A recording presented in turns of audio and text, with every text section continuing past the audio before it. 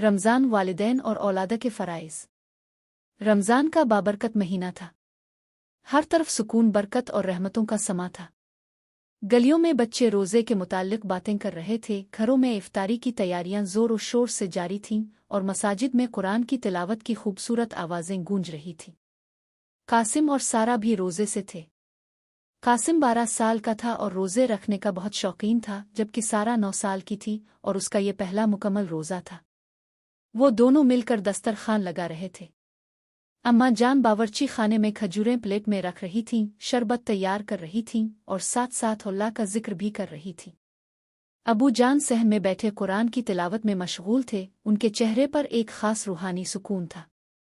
इफ्तारी की तैयारी और बच्चों की गुफ्तगू। सारा थोड़ी थकी हुई महसूस हो रही थी। इसने सस्ती से कहा, भाई, मुझे बहुत प्यास लग रही है, बस अब इफ्तारी हो जाए। कासिम मुस्करा कर बोला, हाँ बहन, मुझे भी लग रही है, मगर बस कुछ ही देर में अजान हो जाएगी। देखो अम्मा जान भी रोज़े से हैं, फिर भी वो हमारे लिए कितनी मेहनत कर रही है। हमें भी उनका हाथ बटाना चाहिए ना। सारा ने अम्मा जान की तरफ देखा, जो बगैर किसी शिकायत के मेहनत कर रही थी। इसे एहसास हुआ कि अगर वो थोड़ा सा काम करने पर थक सकती है तो माँ तो पूरा दिन काम करती है, फिर भी कभी शिकायत नहीं करती। अबू जान ने जब बच्चों की गुफ्तगू सुनी तो मुस्करा कर बोले, बच्चों, रमज़ान सिर्फ भूखा प्यासा रहने का नाम नहीं है, बल्कि ये सब्र, नरमी, खिदमत और नेकी करने का महीना है। तुम्हें मालूम है कि बच्चों के क्या फ़राइज़ होते हैं?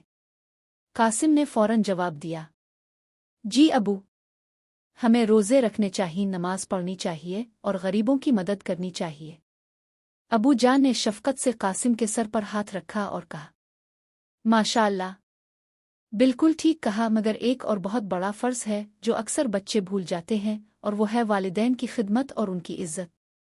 वालिदैन की खिदमत का दर्स। सारा ने हैरत से पूछा, वालिदैन की खिदमत? ये भी इबादत में शामिल है?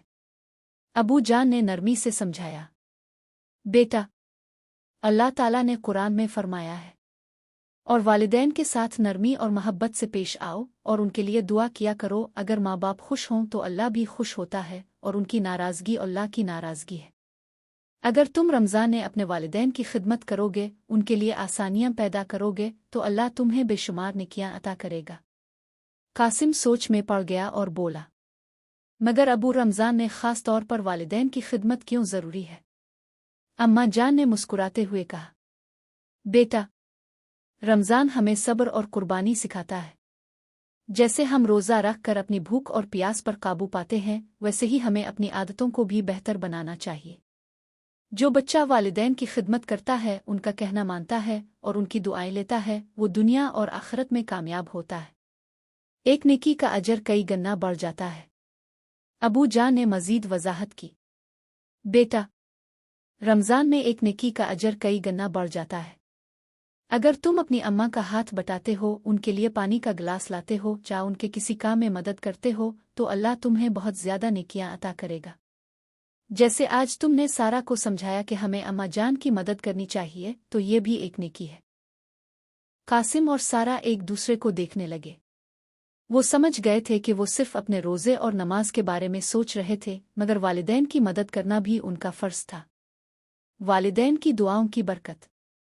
अबू जान ने मज़ीद कहा, बेटा, नबी करीम सल्लल्लाहु अलैहि वसल्लम ने फरमाया कि जिसने वालिदैन की खिदमत की, इसकी ज़िंदगी में बरकत हो जाती है, और जो वालिदैन की नाफरमानी करता है, इसकी ज़िंदगी से बरकत ख़त्म हो जाती है।